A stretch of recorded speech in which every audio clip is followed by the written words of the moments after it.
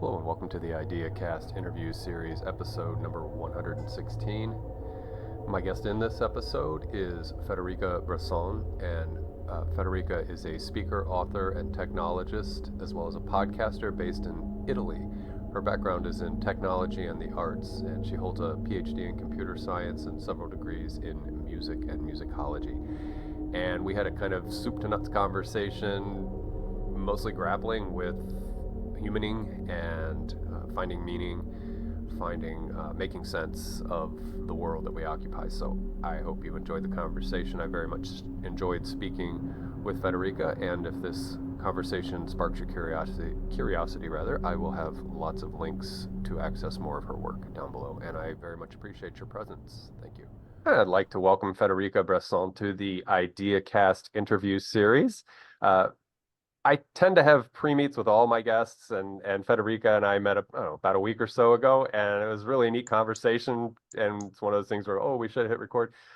But I just know you and I are going to have a really neat conversation, and I hope that the audience will be enriched by it. So, and welcome, audience. So, welcome, Federica. Thank you so much for having me. I'm glad to have you. Oh, my cat's glad to have you too. I guess she's gonna mug some of the I shot can here with me. see. She's my Zen Buddha kitty right now, taking it easy for the rest of us. So She couldn't care less. nah, she's in a good place. Just grooming is the only thing that takes priority right now. So what I would like to ask before you and I get into our conversation is let's find out a little bit about you, about your background that you think might be worth sharing before we enter into a dialogue. All right. My name is Federica Bressan. I'm based in Italy. I am 42, going on 43, probably 43 by the time this interview is published. And I have worked as a musician, as a journalist, as a teacher, and as an academic researcher in this life.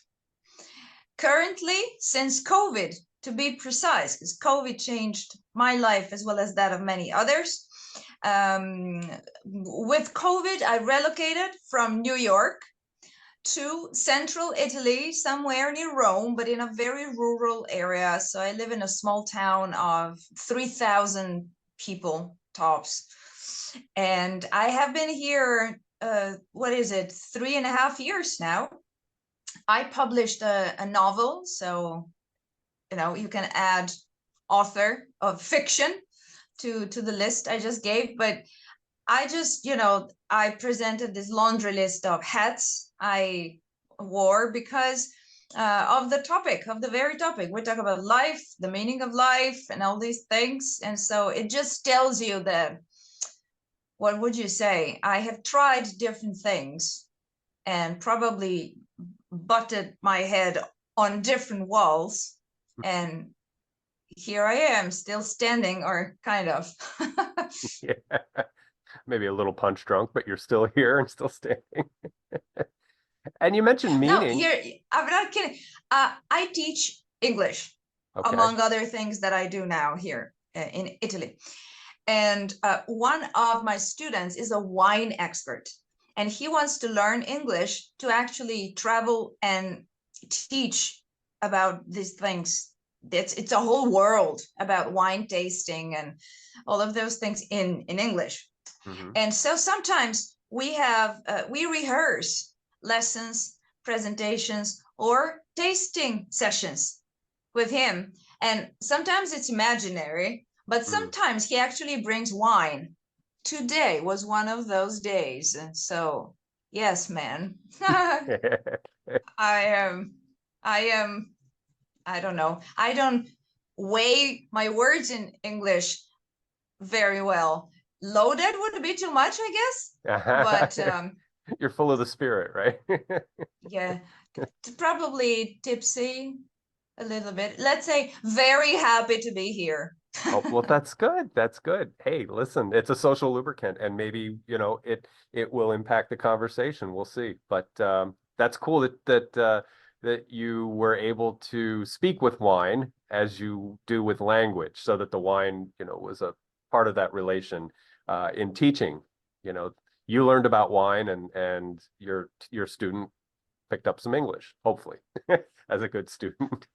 There are so many, I'm not into wine at all, and there are so many interesting things to know that concern actually tasting in general, even food, any other drink. We are so unaware. You know that for people who have full vision, for example, other senses like the sense of smell are not as developed as people who are sight Mhm. impaired, for example. And this experience with wine, but actually the techniques to taste and to gain awareness into how your olfactory and the senses work awakens those senses. You're more aware of what you're tasting. It's a Mhm. more intense experience. It's very interesting actually, and the vocabulary that he needs to absorb, and then I'm kind of learning too, is all but easy, because I'm sure you know when people talk about wine, it's like poetry, Mhm. Mhm. and the note, and it's fruity, and there's this red fruits, and then the distant echo of something else. There's lots of vocabulary. Yeah. Somebody gave me a subscription to Wine Spectator years, like another 30 years ago, and I actually fell in love with that language because I couldn't buy the Chateau Caymas at 140 a bottle 30 years ago, but I could get their best rated wines under $30 or whatever. And so I flirted with that. But the language, yeah, the way they describe the personality of the wine, if that's a good way to say it, the what comes out of it, and all the things that went into it for that to express itself. The land and the processing and the particular climate or the season, the weather of that season or whatever. So yeah, it's a very complex process or relationship that you engage with in tasting the wine. But yeah, yeah, I can appreciate that. So I lost my sense of taste and smell, and I can't drink anymore. So I'd make a terrible sommelier, a terrible wino. Okay, I won't ask, but why, if I may, we're making this about wine. I love it. Oh, well, I just can't tolerate alcohol for some reason. I get a terrible reaction to it, which is horrible because I'm half like Mm. 1/3 Irish and I'm a hedonist. And so, yeah, I like my pleasure. And so I can't drink anymore. And then the nose, I lost my sense of smell about 20 years ago. So, um, it's, How? Excuse me, that's not a normal thing to say. Oh, I just lost my sense of smell. I don't know oh, where I put it. It was here a minute ago. yeah, yeah. There's a non-cancerous growth in my nostrils, and it just shut down the it shut the receptors down. They call them polyps. They just get up in your nose sometimes, and it can actually obstruct the breathing. But of all my I say I talk to other people about this. All the senses I could lose, I'll give up smell before sight and hearing. I always, try to rationalize it a little bit. If I had to sacrifice something, I like feeling. So smell, and once in a while I do smell something or taste something, and that's just like, whoa, I smell the strawberry, or I could smell the strawberry. So anyway, but the the interesting thing is I certainly remember what everything smelled. In fact, I was a chef when I lost my sense of smell and taste. I owned a restaurant, and I No had way. I had to go by memory, and I would have people taste things for me. Of all things, right? I mean, you're running a restaurant, and your sense of smell crashes on Gosh, you were the Beethoven of you. the restaurants. Not nearly the genius of Beethoven. Yeah, but yeah, I had to just go by memory because prior to owning the restaurant, I'd had about, oh gosh, almost 20 years experience as a cook and chef and things. Like I worked as a chef at one restaurant. And so yeah, you just sort of go by what you learned, and you carry that forward. Now I couldn't do it now because it's been so long. Like I would not be a good cook. I cook for my partner and but not able to serve others and expect to do a good job and not be able to smell or taste. That wouldn't go. My partner never complains about the food that I cook, so I guess I still do okay. But I just wouldn't feel confident charging somebody money for, or being paid a salary to produce for people, Hmm. in that sense. But yeah, it was a passion of mine at one time, cooking and food and pairing up flavors and things like that. But on to other things. Great. So Yeah. you've worn different hats too. Yes, yes. Jack of all trades, as they say, and certainly not by any means a master of any of those trades. But yeah, I have a love for horticulture and a love for food, um, and those were the sort of two primary things that I did was getting, working with plants in the landscape industry and owning a couple of businesses in that industry too. So, but Hmm. yeah, yeah.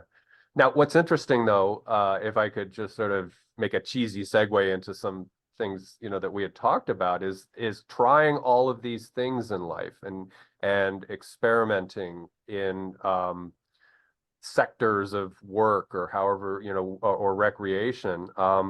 That to me is a kind of meaning making tool or means of generating or experimenting with what's meaningful to us. Does that resonate with you? Does that land with you? Like the things that you've done, musician, author, science communicator, and teacher. So in other words, does that bring you what you would call uh, meaning or generate meaningfulness?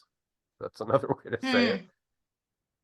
How does that land with I you? guess I guess well that the more things you do, the more things you see, the more references you have to attach your thoughts and more new things that you see Mm-hmm.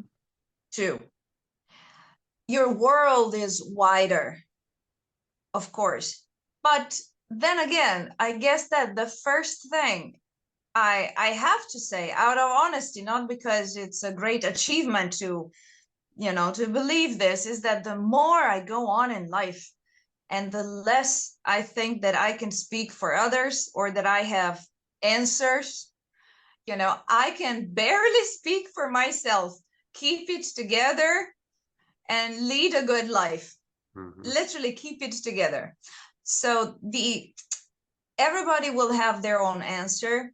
I believe that when you share experiences, you can find common ground and you can always, through a positive dialogue, find ways in which you can make things better, because I guess we all naturally strive to feel less pain and to feel better. So we have this general idea of better, and that we can share an understanding of what that means and move together in that direction, or each separately but coherently. Like there is this thing, and yet one person can have their own way of finding meaning in life or needing meaning, phrasing the question about the meaning they need in their lives, and find a totally different way and answer than me. There is a beautiful song by Bill Fay, which is not a very famous songwriter, British songwriter, that I love very much. And he has this song called The Geese Are Flying Westward. And the verse says, The geese are flying westward. They know which way to go. The geese are flying westward. The geese are going home. Maybe I should have traveled to places I didn't know, to see all these different places, etc. And says, but I don't think so. I'm so glad that I stayed here, sweeping the floor in the factory below the sky, watching the clouds roll by.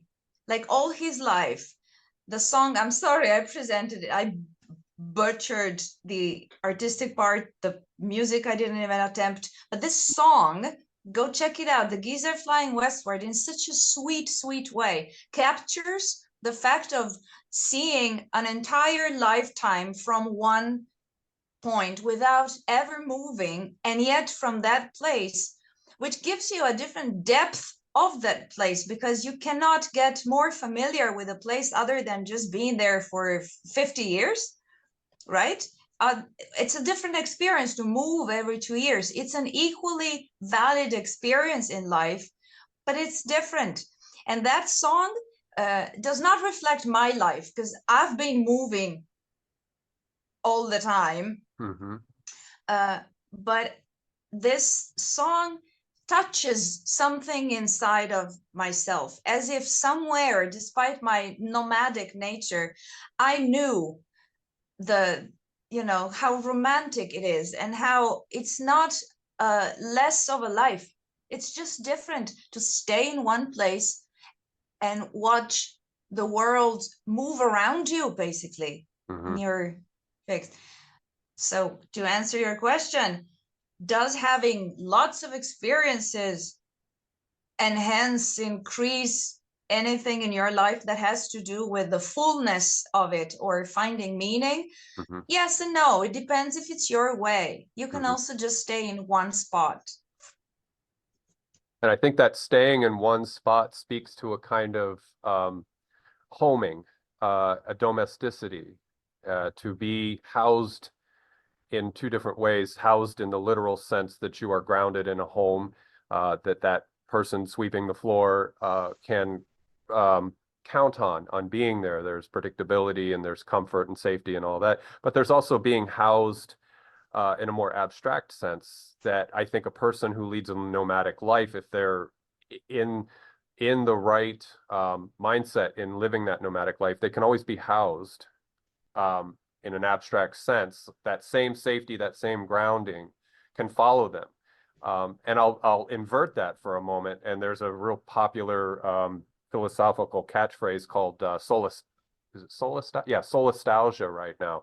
And it's to be unhoused even though you are housed. It is to be disconnected even though you are in your homeland. And so that's maybe speaks to the opposite of that, or the counterfactual of that. And so I love that idea that you brought up, that you don't have to have wanderlust, you don't have to, or have multiple things going on in your life to ground you in a sense of meaning, that it can be very simple and sublime in that sense, that you are, content with where you are. So I don't know if that's a good response. Absolutely. Yeah.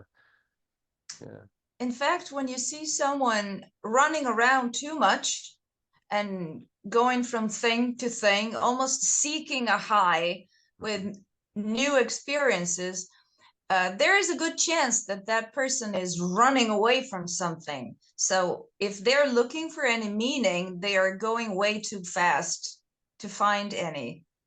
I think there is a thing as moving too fast, I think. But what am I saying? This is such an abstract talk. Say you can spend all your life, but it wouldn't be a long life. Would you agree with me? It's those people who die at 27, that you just go fast, and this is what you do, and this is the color of your life. This is, as if some lives could be like works of art, and this is mine. It's like that. And it's like making a choice. If you make it like this, it means that you discard every other possibility. You pick that. I would like to live different lives in one lifetime. I would like to try different things, but not hectically, not like that. In fact, I've always been moving. I've been a digital nomad. I've been running away from home, from myself, from my home country. I've been moving all the time. But since COVID, for example, I've been local. In fact, I bought the house I'm speaking to you from now. It's a studio apartment. It's a very small place, but it's mine. Yeah. And I've been wondering, this is the longest I've been in one place since when I was a child. And it suits me. And I'm like, I want to try everything, I say, as many things as possible in this life. And some require time. So as someone who wants to try everything, when something is taking a long time and it's just one thing, you say, gosh, there's so much else I would like to try. But in order to try that one, you have to give it time. So I've been here 3.5 years, and I wonder what life will bring next. But so far, so good. And it is different. I'll give you one anecdote and shut up. When I first went to the gym and got a subscription at the gym. I got home and I promise you, I was so excited. I was giggling because I thought, oh, I'm like normal people with the subscription to a place. Because if you are a nomad and literally move every month or 2 months or 3 months tops from Airbnb to Airbnb in different countries, I promise you that you don't have subscriptions to the local gym, to the library. You have subscriptions that allow you access temporarily to different places. You can go to the gym even for just a month. But this is a small town. I told you, small town where I live now. You don't have, so many people coming and going. So it's the locals. It's people who've been going to the same gym for probably 10 years. And so to walk in and be one of them, oh, literally means, I, took my wings off like I was wearing them and hung them in the closet for now. So I'll stay here in one place, and it's a different experience that I am having. What's next? I don't know. Yeah. I'm curious. Yeah, right. It'd be interesting when I turn the page and see what the next, this is so random and tangential, but I told you I was doing this like heady conference, virtual conference this weekend, and this speaker had a really neat presentation about thoughts constructing a self. And again, this is tangential from what you just said, but I'll bring it back to an idea. And that thoughts, both future predictive thoughts and past reflective thoughts, and then present, like what we're doing, talking thoughts.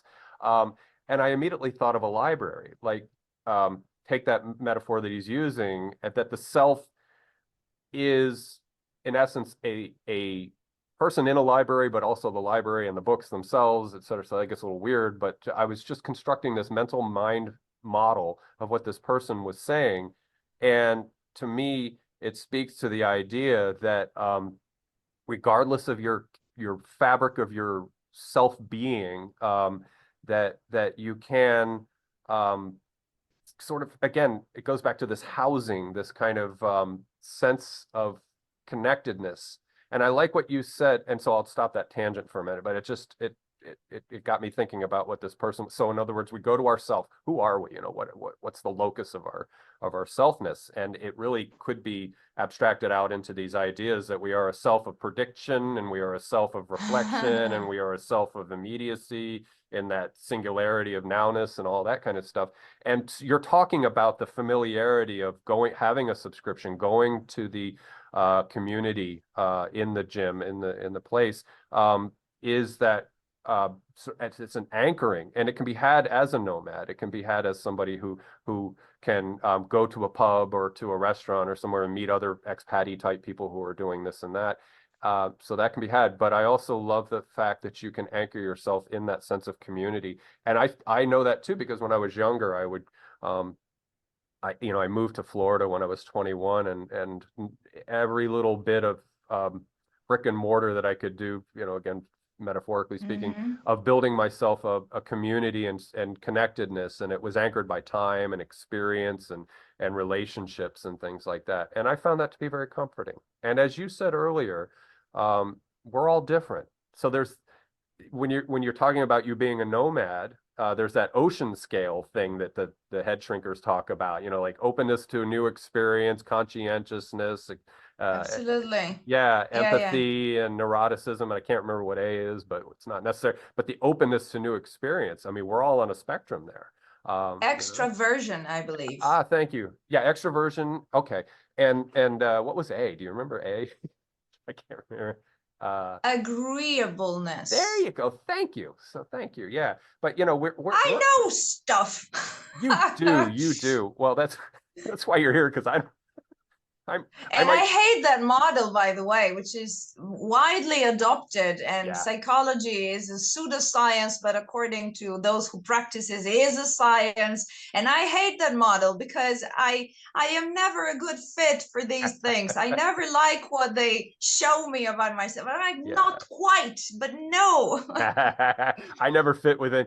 I took a class. I got hired for Disney of all places. I was a chef there, and they had the same thing, but it was colors. Like you're a blue, or you're a green, and I'm like, Oh, I walked out. The person that was hosting the class. I'm not any of the. I'm all of the colors and not really any of these colors. I said I'm gonna go over there and just sit and fail the class or whatever. It's fine. mm, I'm with you. But it's a thought model. It's something there's some like what do they say, truthiness to it, but it's not anything you want to anchor yourself in deeply. Like any kind of dogma, I guess maybe is you just use it as a sort of mm. cheap reference guide. And yeah, I think you're right. I think there are people that really get uh they really measure things by that very strictly, and then they can tell who you are and deconstruct you or whatever. So I agree. But anyway, I got to thinking about that openness to new experience, which shouldn't be too controversial, but that we're all different in that sense, and that Oh, this is, I have these comments. I don't take note of them. So there's quite a bit of them, but it's not that I could tell you, oh, here is my rebuttal to that model. No, but I remember, for example, one thing for sure that I take issue with, and that is that it measures you on these different dimensions, which, by the way, is not you are this much of this parameter. It's something I like about it, actually, that you're in a percentile, I believe it's called. So it's where you are in relation to everyone else, the population that took the test.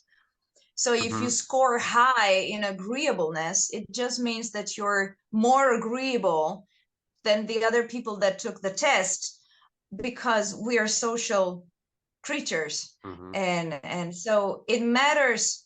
I mean, can anyone be just aggressive so much a number? No, they are more or less aggressive depending on the type of culture community they live in, maybe in the family. It's always relative. Yeah. So I like that type of measuring with regard to where other people stand. But one thing that I take issue with is that after they placed you in all these dimensions, you're that. You can take the test again another time, Mm. but you're that. So it's monodimensional. And I find myself to be uh, all of those things on the wheel, depending on a different time and a different area in my life, Mhm. because I'm very bubbly, expressive. You see me, but I'm extremely asocial. Mm. I actually mind. It's like, you see, when I listen to you, I'm almost, it's like the video froze. But then when I start talking, I'm almost neurotic. And I don't like that about myself. I cannot help it, but whatever it shows, it visually shows how I feel in other areas of my life. I can be extremely fearful, and I can be extremely bold to the verge of being senseless Mm. sometimes. So what am I? And that's why this who are you, and to measure, to label personalities. No, no, it really, refractory to that. I feel boxed. I don't like it. Yeah. No, again, I think it should be handled gingerly. And maybe there are professionals, there are therapists who can employ that tool just as, again, a lens, and it's a casual lens, or an informal lens maybe, or so in other words, they can scale that to how they would pigeonhole you into a particular personality type or a petition, behavioral characteristic or whatever. And I get Mm. that from people I've known in the past, no judgment, but people who get into the zodiac or what are star signs or whatever it is, or the Enneagram, any of that stuff could, I almost said shit, any of that stuff could be dogmatized. We can all flirt with it. Like, I was born under the sign of Libra, so and I don't believe in what is it, astrology necessarily, but I still say things like, oh, that's so Libra of me, or I have these Libra moments. So I think if you can have it kind of as just this not necessarily to be taken seriously. And as you said, it's dependent, it's context dependent, it's psychologic disposition dependent. It's Mm. contingent on a number of things. And if you can take that with that grain of salt, maybe it's helpful. I don't know. Like you said, frame by frame of existence, we're different people at different times. I know sometimes when I show up to different crowds, I'm a different character. I put on a different personality hat or face or whatever, and I express myself differently just depending on the social situation. So yeah, I guess there's no real Yeah. way to pin us down in that sense. So And actually, I recently read that a healthy, not personality, but just self is flexible, is agile. It can adapt, not just change over time, mhm. but adapt to different situations. Whereas it's the neurotic type, I say that because I've been reading more about that, that is more rigid.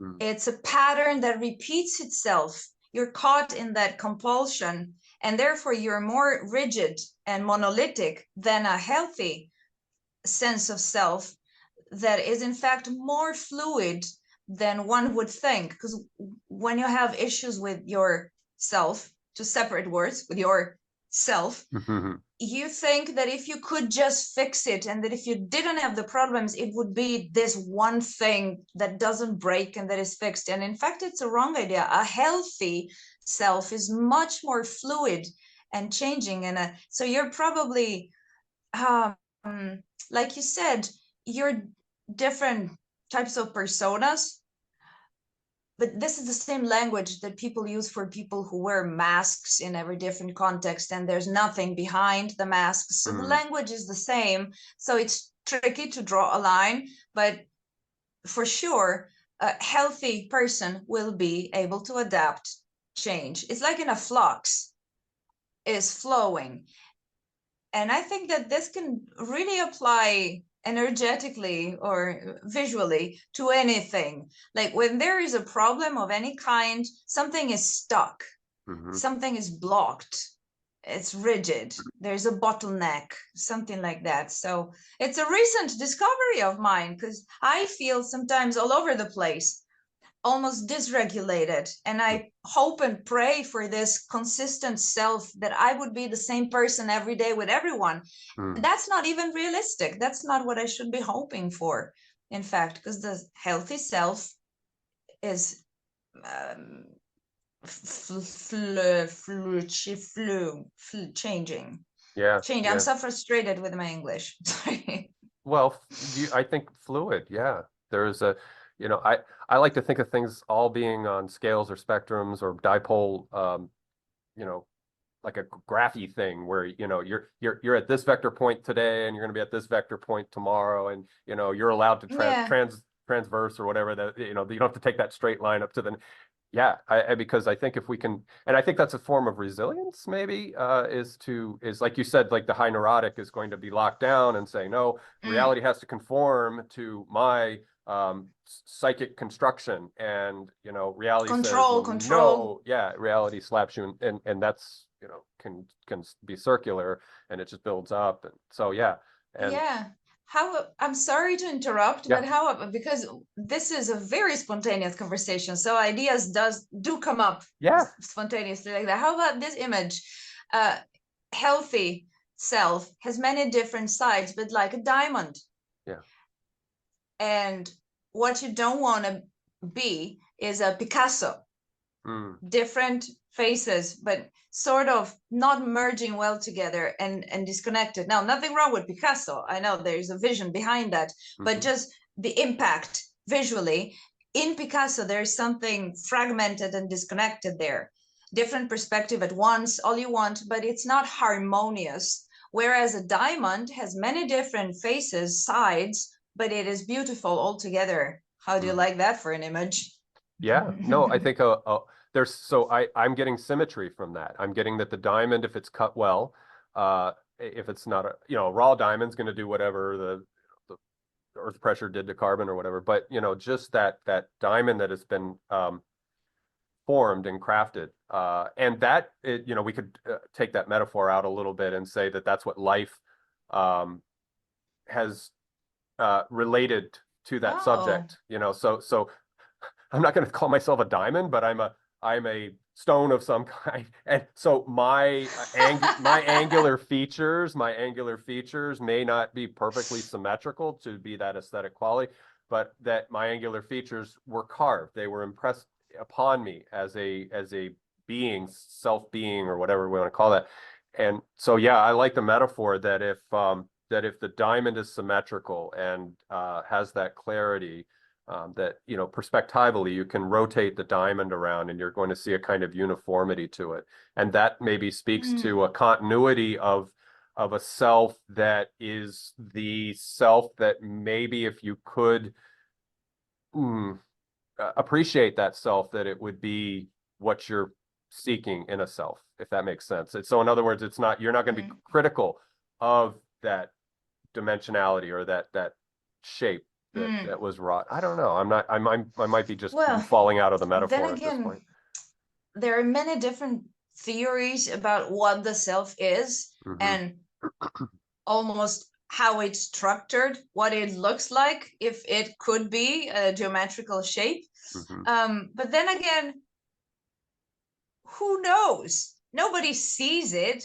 It's all theories. And I believe that in this domain, the moment you come up with a very sexy or convincing idea and someone buys it and it spreads out, that then you create that in your mind. You believe it and you think in that box and make it real. So that's why I like to learn about the different things that other people have come up with, but kind of stay agnostic. Because I always like to say, what if it were a bit different? What if we were getting it all wrong, let's say? And I'm not talking about the earth is flat. I'm talking about these psychological things of the soul, and that would include the meaning of life, which is the topic that you want to talk about. I don't know. That's such a broad thing. You have to put limits around this question somewhere. Differences in time and space. And I wonder, actually, besides having my own issues finding meaning in my own life, which is trouble enough, I'm fascinated by thinking how people were yearning for this meaning in other times, like 1,000 years ago, or this person or that person, because everybody was different even then. Living on a mountain or being part of a great empire of the past, life in its practicality every day has been so different than we know it today, that we assume we are the same, you and I, which we're not, because US culture is very different from European culture, and I'm in a kind of backward culture here in rural central Italy, but our houses look more or less the same. We use Zoom, so we think we are the same, and we are much closer to each other than we are to other ways of being in this world, and I'm fascinated by those. I believe that those experiences of being in the world, like before the internet, in nature somewhere, in the mountains, in the Middle East, anywhere in the world you mention it, because before the internet, which is yesterday, but ages ago, even short distances were greater. So you pick any spot on Earth, actually, and many people were born and died in the same spot. Now, in the ancient times, people were also traveling way more than we can believe. I still don't know how they did it, for trade and explorations, but mostly trade. Trade is the driver. It's insane how much they traveled, but many people were born and died in the same place. How did they experience being alive and being in the world. It's not what kind of answers they were giving to the same questions we ask ourselves about the meaning of our lives, but even what kind of questions were they able to ask themselves about it. This is what fascinates me. Yeah, and I don't think that's changed at all. In technology has changed. Our science has brought forth many ways of explaining what reality is doing and so forth. But I think universally, folks like ourselves having this conversation, there were 1,500 years, 2,000, 2,500 years ago, these kind of conversations were being carried on. And one thing I thought of in what you were just saying is that I think whether it is a temporally primitive culture or a culture that we would have the audacity to call primitive in our modern times, and us in our so-called Western sophisticated culture, I think there's a universality that ritual affords us a meaning, and there's a scale of ritual, or there's iterations of ritual. And I think the mundane ritual of not having your family, domestic, occupational life disrupted is a kind of ritual. So there's predictability there that allows for the predictive mind, which there's a lot of strong theory and predictive processing, and Carl Friston's work about free energy principle, all this real crazy heady stuff that talks about how we map and model our lives, that is in continuity, and it is something that tomorrow we know we're getting up and we're going to have this and this routine. But there's also another layer of ritual, perhaps, that is the transcendent seeking ritual, which would be religion, cultural practices, going to in modern times, you go to a club with your friends and you know that you're going to socialize and have fun and maybe imbibe a little bit or whatever.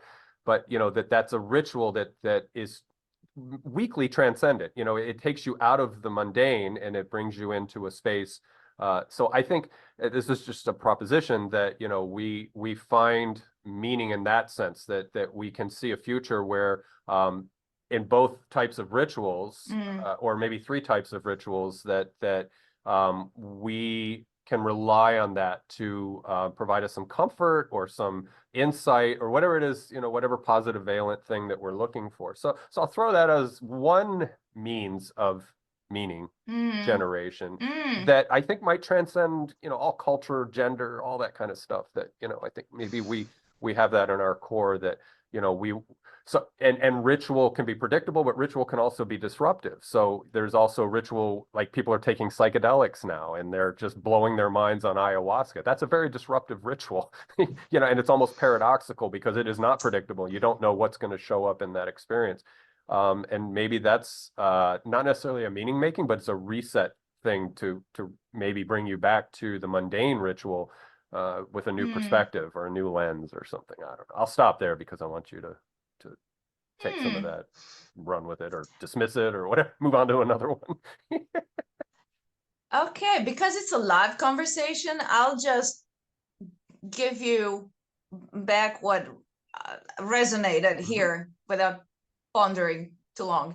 Okay. Sometimes I believe that having rituals, I'm not sure I'm a great fan of that word used so broadly. To me, a ritual would have to be very codified and very shared, and actually you cannot just establish a ritual. It's something that has a history already, so it kind of is. But if you have routines, repetitions, if there's some predictability in your life, that possibly is, to me, a way of avoiding seeking meaning, because it gives that sense of security that takes the question away. Whereas we are obsessed with finding purpose, meaning, if we want to use them as synonyms, because God is dead, the society is disintegrating, I am not married, no kids, and live by myself, and just like me, many other people, you don't have to depend on a group of people right now. Oh, you can, it's probably a good thing, but de facto, if you look around, society is disintegrating this way.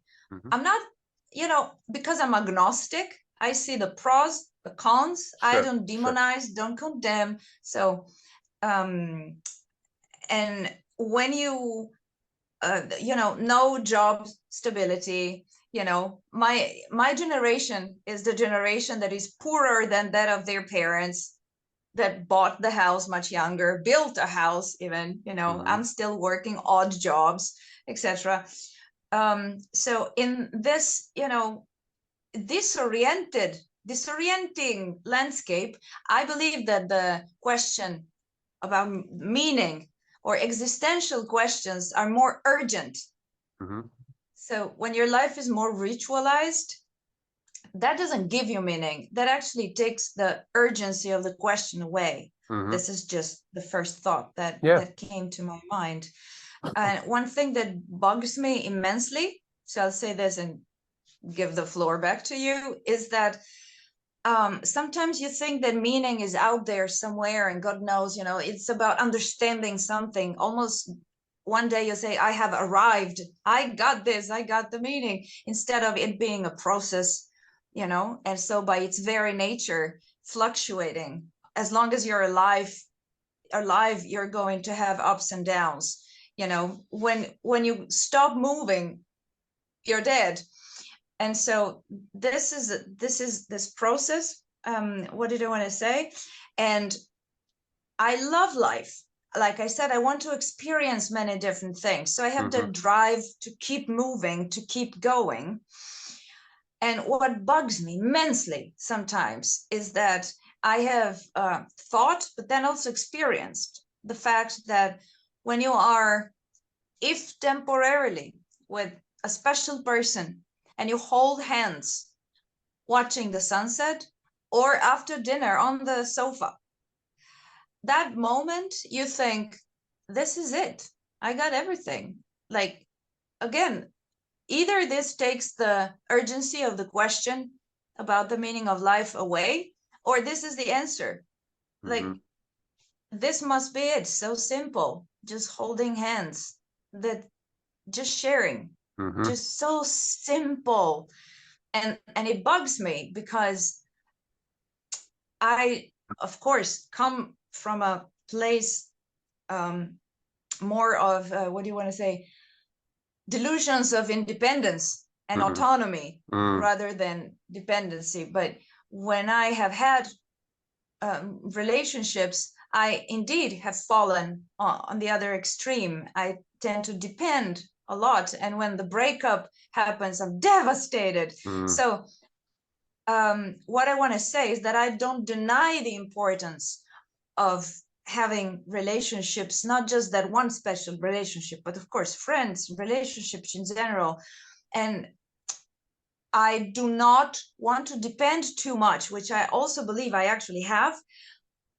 But then again, what bugs me, if I have even been redundant, but I hope that I kind of got the sweet spot of what I want to say, is that ultimately even my meaning for my life will be found in that holding hands with someone. And it drives me crazy, because then the other person has fundamental importance. Then we are here just to find someone. And it drives me crazy, because that cannot be the goal of life. There is so much more to life than finding a guy, God bless him. And yet say, I have experienced the peak moments of, this is it, I don't need anything else, I'm good, I will keep doing things that I like, life goes on, etc. But this is it, like this place to come back to, this platform, this base, this safe space, this is it. And I have a book, the title of which I adore, is called On Not Knowing How to Live, On Not Knowing How to Live, by Alan Wheelis. I'm pretty sure. I'll check it out. And I was so disappointed when I got to the end of the book because I thought, I don't know what kind of secret I would be revealed.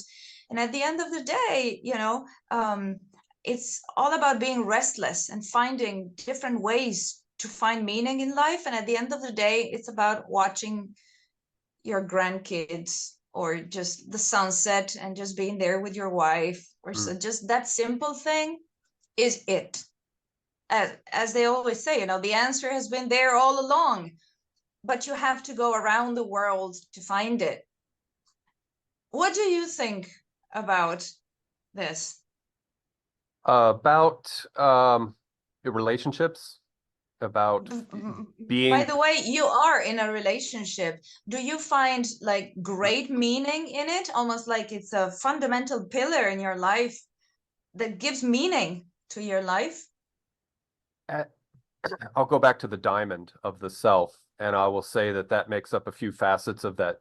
If I hate to call myself a diamond because I'm not into aesthetics when it comes to me, but anyway, so just for the sake of this, our dialogue, so that partnering, that coupling is a constituent of what I would consider to be a self that I am. So we'll go back to those thought bubbles of, the self is thoughts, the self is ideas, and this is a real, vague, ambiguous kind of abstracted way of looking at it.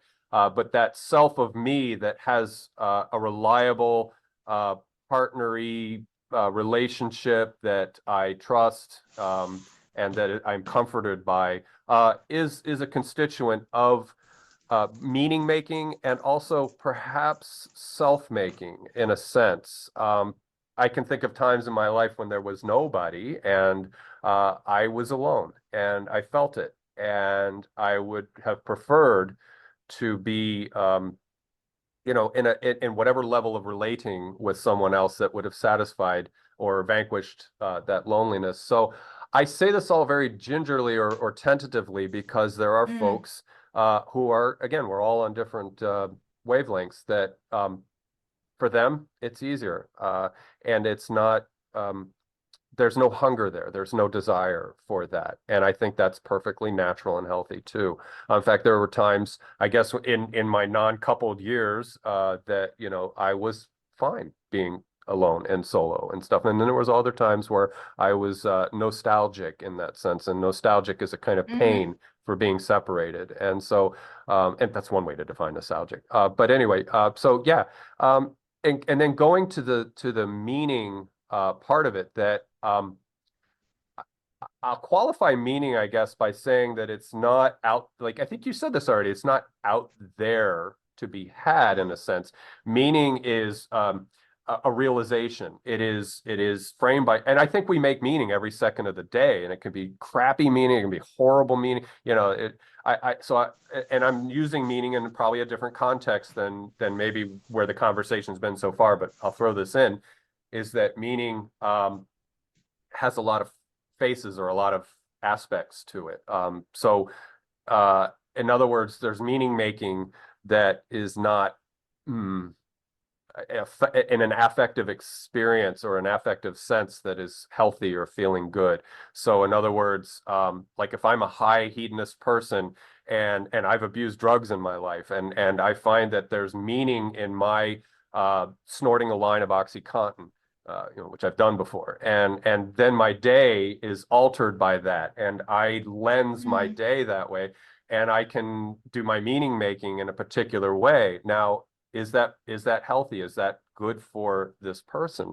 Now, I won't judge that, but so in other words, I just use that as a small example of how meaning, as it shows up for us in a realization sense, that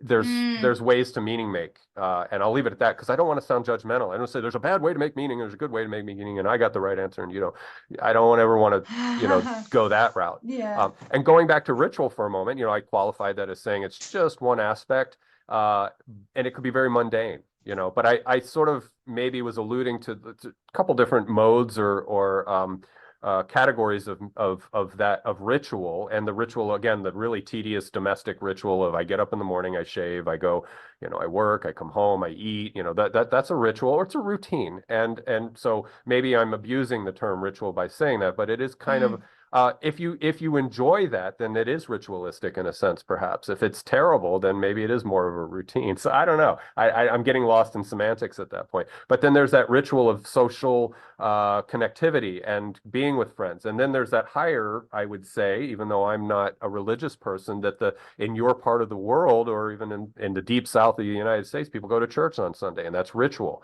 And they in their minds or in their hearts, they commune with the transcendent, with their creator, Father God, and they find a meaning in that. And it's a meaning that transcends this life as far as they're concerned. They mhm. think they're investing in their ensoulment, yada, yada, yada. And so anyway, I'm on a tangent, but it's just like that ritual is a tool in a toolbox of meaning making, as is relating that you brought up. And it's not a tool that has to be out all the time. It's a tool that you can Mm. bring out. And I guess it depends Yeah. on your place, where you are in your life and what you're doing. I'll stop there and see what you think. Well, I checked this out, so my memory doesn't really fail me yet. There you It's go. Alan Wheelis. I read it Okay. a long time ago. Now don't quote me on every word I said about it, but Uh-huh. um on not knowing how to live. And for years now, I've been obsessed with this concept of knowing how to live, Hmm. knowing how to live. There has to be, and there has to be such knowledge. You can't have an instruction manual, but there are better things, worse things.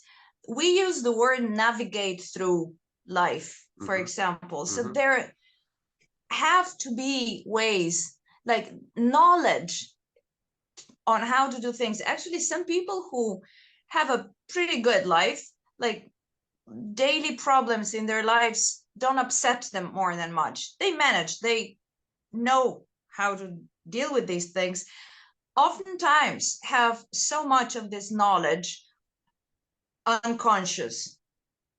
They could not explain why they do what they do. In fact, some of those people will give you this, not intentionally condescending, but it comes across as such advice, like, yeah, of course you got to do that, or don't bother, life is short now, or why do you chase that guy, he's not good for you. Like they don't get why you do certain things that are not good Right. for you you Yeah. know Yeah.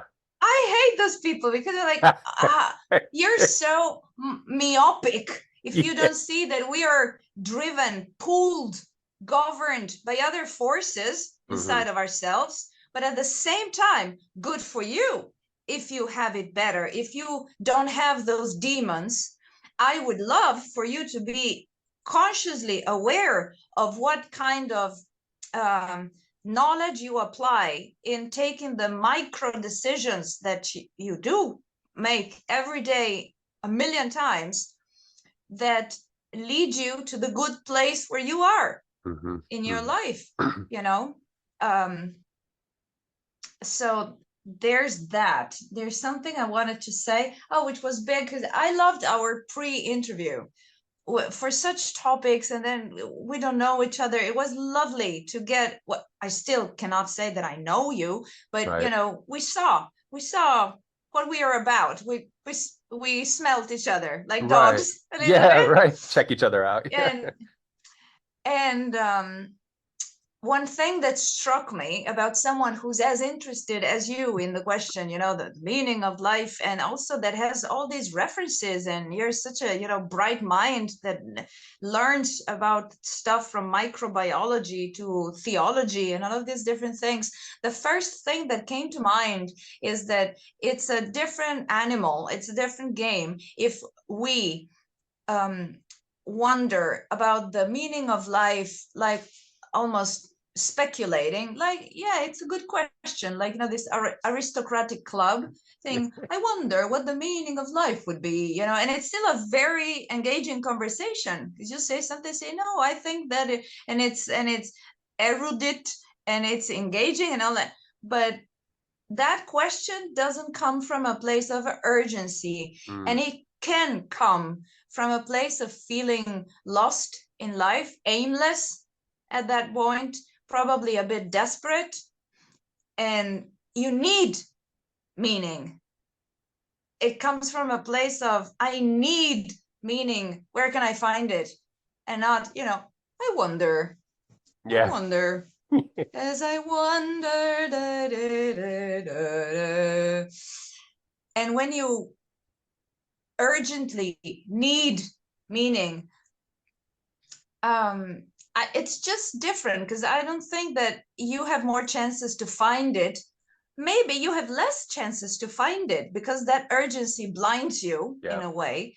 Yeah. But at the same time, you would deserve to find it because you need it. You're asking for it. And for me, that question with more or less urgency has always come from, sorry for this horrible sentence, but from a place of urgency. When it's not urgent, thank God I don't even ask myself the question. That means, I'm not necessarily ruminating all the time. So I really have to drink a sip of water, otherwise I won't get to the end of this conversation. I hear you. So if you want to keep talking, I'll just grab a glass of water right there. I don't have to leave the room. So I live in a studio apartment. Where am I gonna go? Okay. All right. But I'm curious for you, if this interest, even in starting a podcast then and asking other people about meaning in life, but even if for you personally, if it's just curiosity because you have intellectual interests 360 degrees, or if it's come from a place of urgency. I do express neuroticism, but I'll share that in a minute. But this is the quest, the meaning quest, purpose quest, sense quest is born. You use the term agnostic. Mine is born more of ignostic. Like, I'll never know. I jokingly call myself a Pyrrhonian skeptic, and I like that place, that epistemic terrain, or whatever you want, or non-epistemic terrain, whatever it is, that I'll never know. I'll never have any strong knowledge of anything. I'll never really, and partly it's because I'm limited. I don't have much of an education, but all the information that I take in, I just absolutely adore it, because it gives me a more of a landscape to move around in, I guess, and ask these questions. But like I said, I think I anchor myself in a position of ignosticism, which is to say, agnostic is like, I can't know or I don't know, but ignosticism goes down maybe a level deeper to say some things we will not know. And that term was coined to talk about theology, atheism, or theism, atheism. And it's a move that some atheists will make to say that we cannot know whether or not God is ineffable, or there's just not even worth asking the question because we don't have access to that.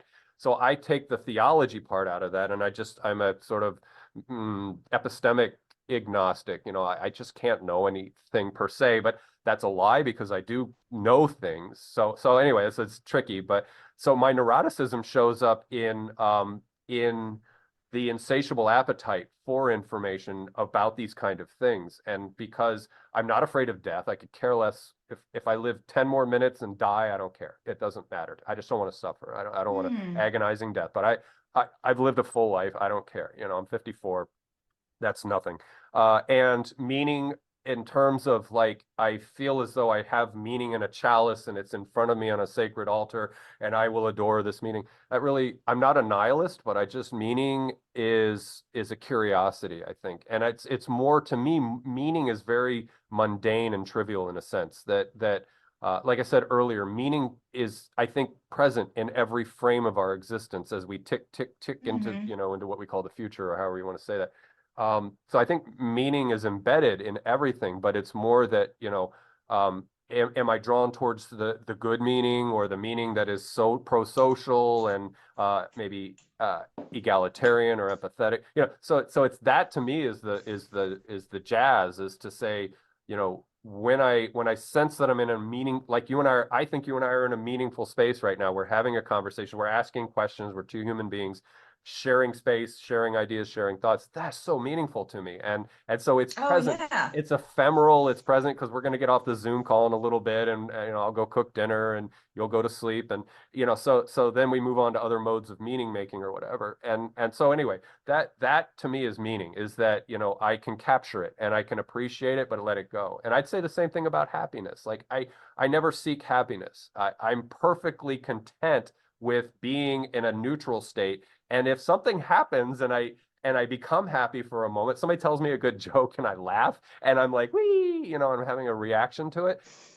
I don't chase it, and I don't want it to have to stay Hmm. any longer than it was meant to stay. And then I feel like I'm not missing out on what happiness is, because like I said, I exist at a lower level, and this is not arrogance. I hope this doesn't come off as being arrogant, but I don't exist in a happy place. I exist in a well-being place if I can help it, and things disturb that a lot. Like people, bad things happen, whatever. But I seek that out. I seek out just a neutral kind of well-being, eudaimonia, ataraxia, whatever fancy words we want to call it. But that's my ambition, Mm. is to seek that space. And then if the amplitude, if the wave, if a hertz rate comes along and I'm happy for a moment, great. If I'm depressed for a moment, that's part of life. Something shitty Yeah. happens, and so that's how I kind of try to keep my register, is just that I'm in this, as you've said a couple of times, it's fluid, it's fluidity, it's flexibility, it's Yeah. oscillating constantly, and that to me is the sweet spot, I guess, if you could say that, maybe. So I'd anyway, love, yeah, we are in a meaningful space right now. We're creating it. yeah. I thank you for creating it, because you have the podcast Ah, and you are having me on it. And I want to ask, because I have my own podcast myself, so I have this the curiosity of the interviewer. Do you use the word meaning and purpose related to life as synonyms? I'd say if there was a Venn overlap, like a Venn diagram overlap, that there'd be commonality Mm-hmm. in certain aspects. So I probably have a really distorted idea of what meaning and purpose are. Maybe, I don't know. Because I am me and I don't know, I can't occupy another mind and say, oh, okay, I see your perspective on purpose. You can articulate it to me and I could probably Mm. onboard it and enhance. But so purpose to me is what I can do for the world, how I relate to the world, and that includes the people in it. So if I volunteer for something, and that gives me a sense of purpose. I'll use an example. I love horticulture and botany, and I volunteered for 3 years at a botanical garden a few kilometers away from me, about 30 kilometers away. And I worked there for 3 years. I installed palm trees that were very rare, very collectible, to be appreciated by the public.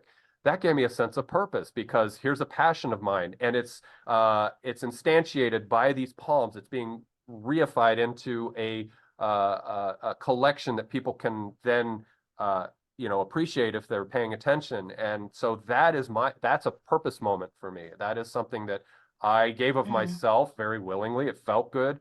And I gave up some palm trees because I'm weird. I collect palm trees from all over the world.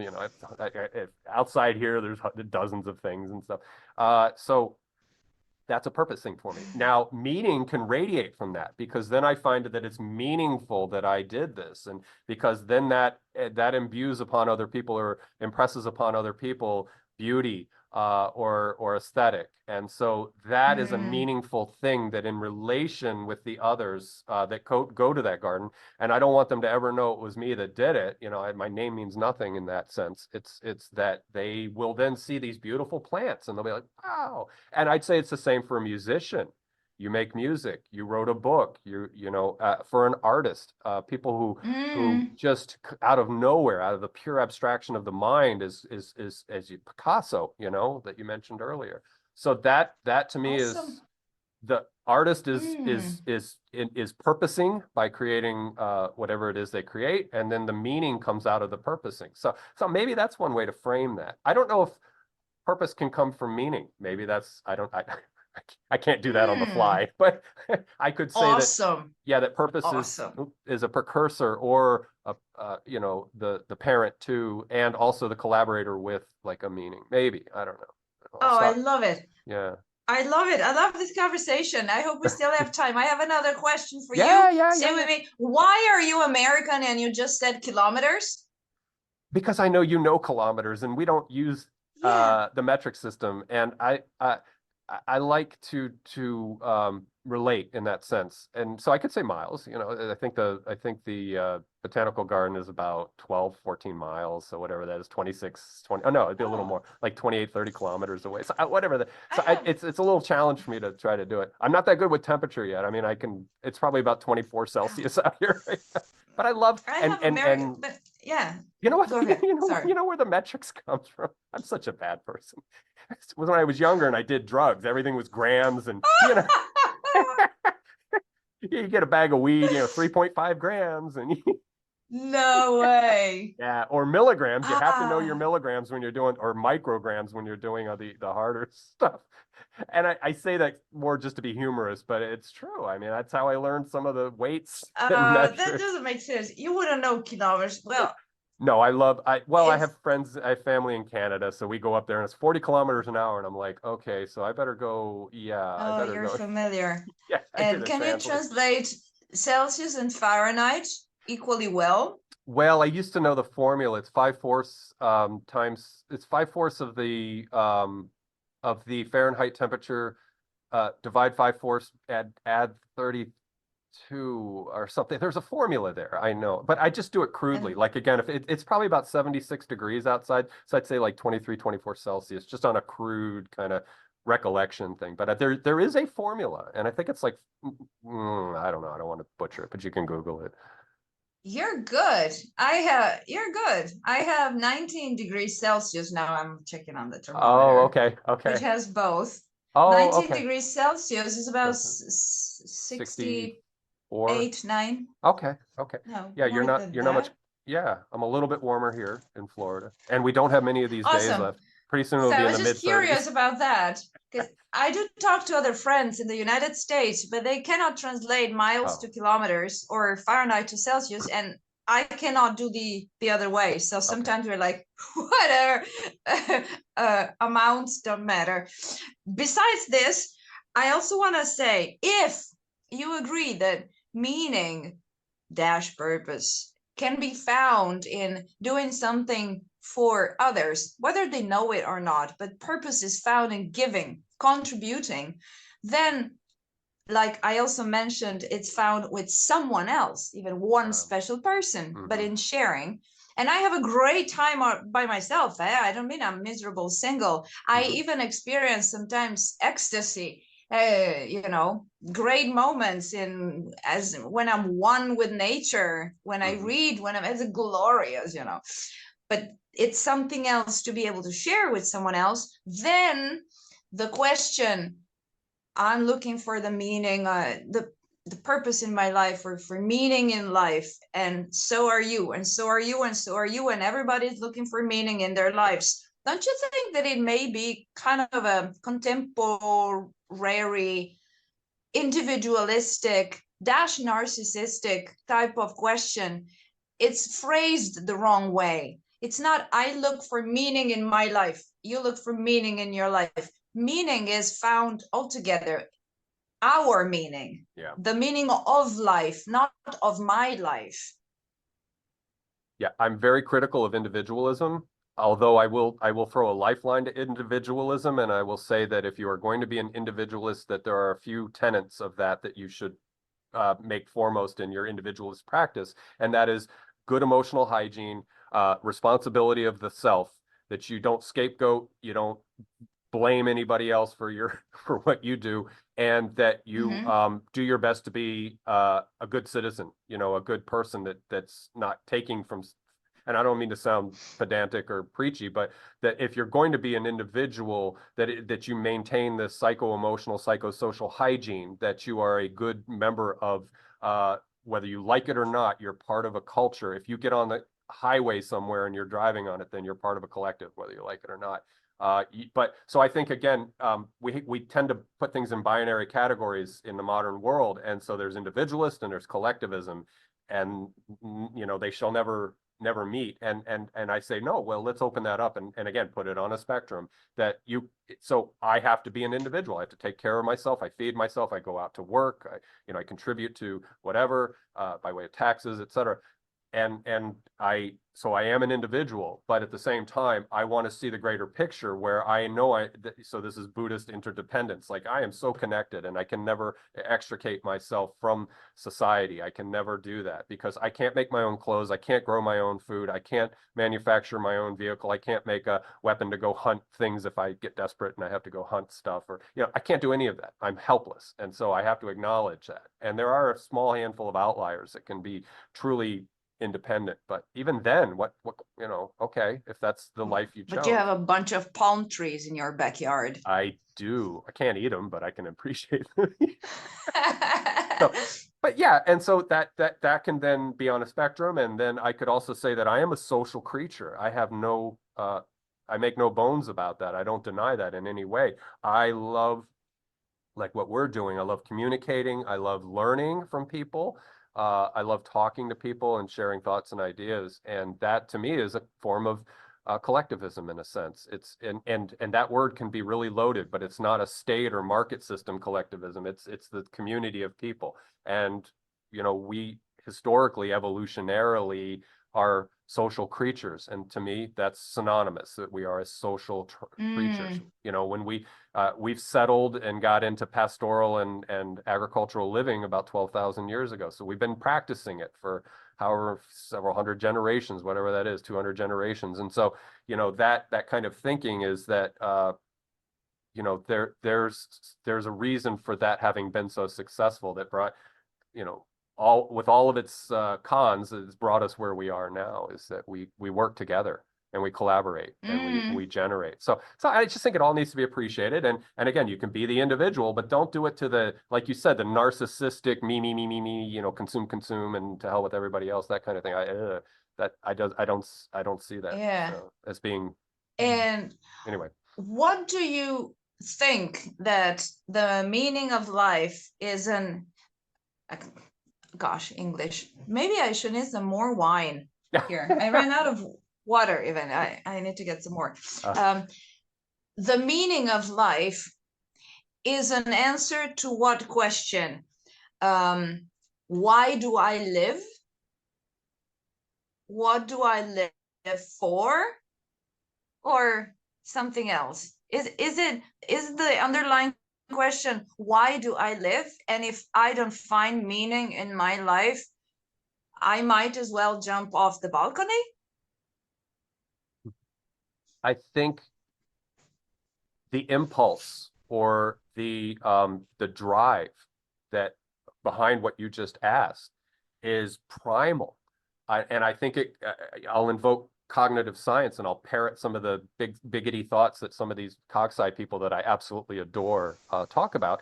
And that is when we experience out there-ness, reality-ness, stuffness, thingsness, and peopleness, and things like that, we have to sense make that with the sensory motor loop, with the apparatuses that we have, eyes, ears, nose, all that kind of things.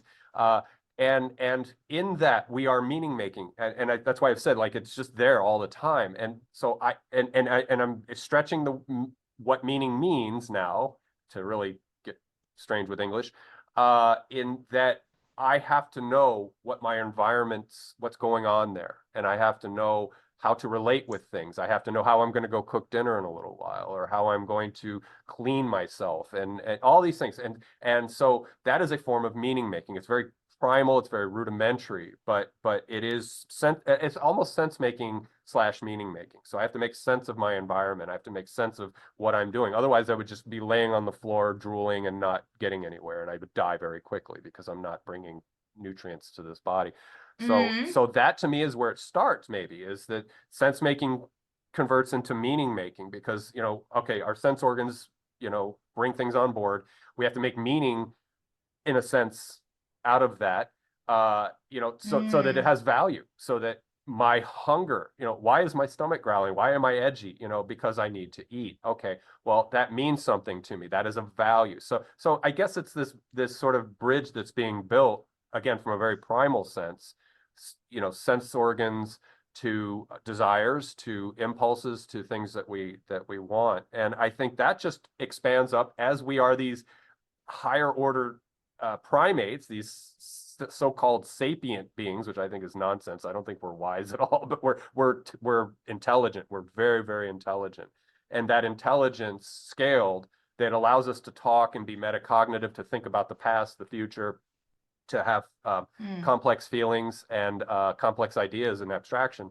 I think that is that meaning shows up in that strong sense that way. That So in other words, if I was a chimpanzee, I would be concerned about mating, eating, killing, and maybe not in that order, whatever, they're very social, so they do it in a social sense, but being that I'm not a chimpanzee, I have a lot of other things going on. Like I like palm trees, I like food, cooking and all these different things. And so that again, I think is an exaggeration of meaning. So the chimpanzee's meaning in a day is go find a mate or go find food and satiate myself and have my so-called needs filled or whatever, or go kill that other group of chimpanzees over there that are encroaching on our territory. And that there's some meaning to that, because they'll take my bananas if I don't. So but we're way beyond that, I hope, and maybe not. As we go to war with each other still, so we still have that chimp in our system somewhere. But I think if we appreciate ourselves as being intelligent creatures and occasionally blips of wisdom, that's where meaning comes from. Is that it's a scaling up of these sort of echoes of our evolutionary past, that we just came up to be where we are, and this may not be the stopping point.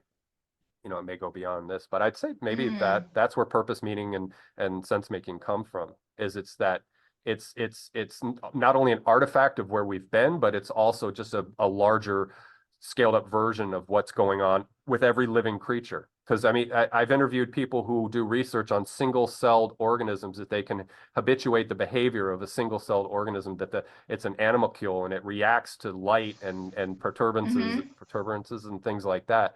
And so it's scaled, it's across the spectrum of living things. So maybe that's an answer. I don't know. And this is all stuff I parrot from other people. These are not my thoughts. These are just things I've taken on from other people. So I always want to qualify. Right. Yeah. Well, if you make one more food reference, I will let you go. I got time. My wife comes home in about, I don't know, hour and a half. So as long as the food's there and hot and ready when she gets here, I'll be okay.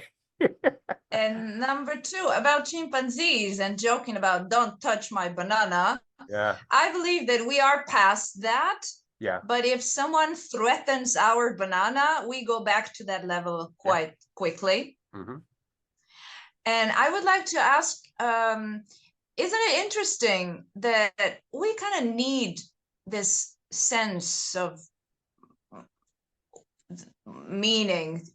I know it's not beautiful English. Gosh, I'm so frustrated with my English. But we need to have some meaning. May not be clear cut like that. So what I wanted to say is that it's enough if we have some sort of sense that there is something that gives us meaning in life, but we still need that. Isn't it interesting that animals seem not to need that, because this would be yet another thing that sets us apart, quite oddly apart from the rest of creation, every created creature. Why do we need this purpose, meaning? Why am I living? And a sense of reward as we live. So it's a feedback loop that keeps us going. Meaning is not enough for one day. I have to have it every day, and probably it's a moving target for me to keep going. Otherwise, again, you're on the floor drooling and I jump off the balcony, Yeah. And isn't it interesting that we seem to need that, but animals don't? By the way, I believe that we are all on a continuum. I had interviews on my podcast on consciousness, and there is some science, ever more science there, and interesting ideas. In fact, you know, so we currently believe that we are all on a spectrum. It's not that we are conscious and we think and we know things, and every other living creature on the planet is dumb as a rock. It's Mm-hmm. not the case. Yeah. And so who knows where reward, gratification, pleasure, hedonism, a joy of being alive, a joy of partaking in this great show, this banquet that is life, begins. Mm-hmm. Mm-hmm. Who knows? Yeah. We always think of animals as this solely instinct driven, blind creatures, but I'm agnostic, but I wonder, it doesn't seem to me to be the case, although I wouldn't know what other theory to put forth, but it doesn't seem to be the case. So who knows how they deal with that?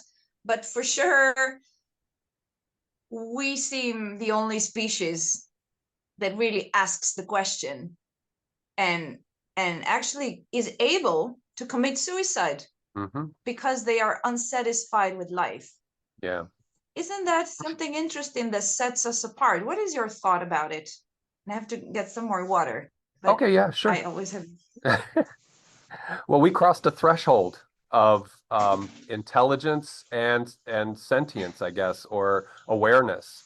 Um, you know, and I don't know when the light switched on. There was a really neat. I share this. I evangelize this YouTube video, and it's gosh, Hutner, I think is his last name, but he's got a lecture on University of California, San Diego, and he's a it's an anthropogeny lecture about when we sort of onboarded this higher cortical capacity for ourselves, and there was a gene called RGAP11A that was common in early hominids, and there was a mutation in RGAP11A, and it converted to something they call RGAP11B, and it took 450,000 years for that mutation to flip, and just a chain of nucleotides started expressing differently, and all of a sudden this huge cortical these folds started emerging in our brains, not overnight, but over a span of time.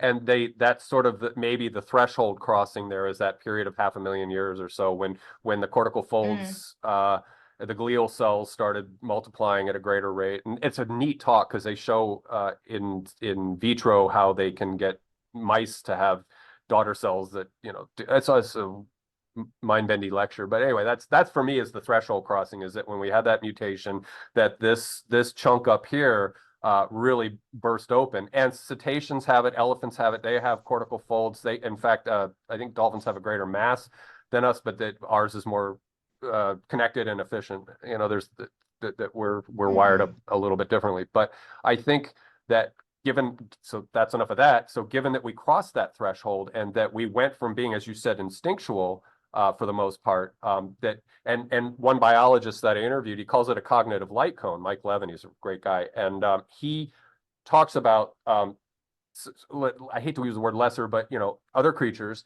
that have a smaller cognitive light cone. Like my cat is now panicking for her dinner, speaking of food. And so her cognitive light cone is, you know, food, bathroom. I'm thinking about 10 minutes, 30 minutes out because I'm predicting that my food will be made available to me by that idiot that's running his mouth on the thing and won't pay attention to, you know, and that she reflects a little bit on the past, like, oh, you know, that idiot stepped on my foot last night when he couldn't see me. And so, you know, I don't know, whatever her cognitive light cone is, but our cognitive light cone is that we care in theory about what life is going to be like 3 generations from now and how are we setting up that future. And we also look back 6,000-7,000 years of our history that we started recording things intellectually, and that's our cognitive light cone. If we care to pay attention, that we can go back in that history and extract information. We talk about the great philosophers and the great religious figures of you know, Bronze Age or whatever.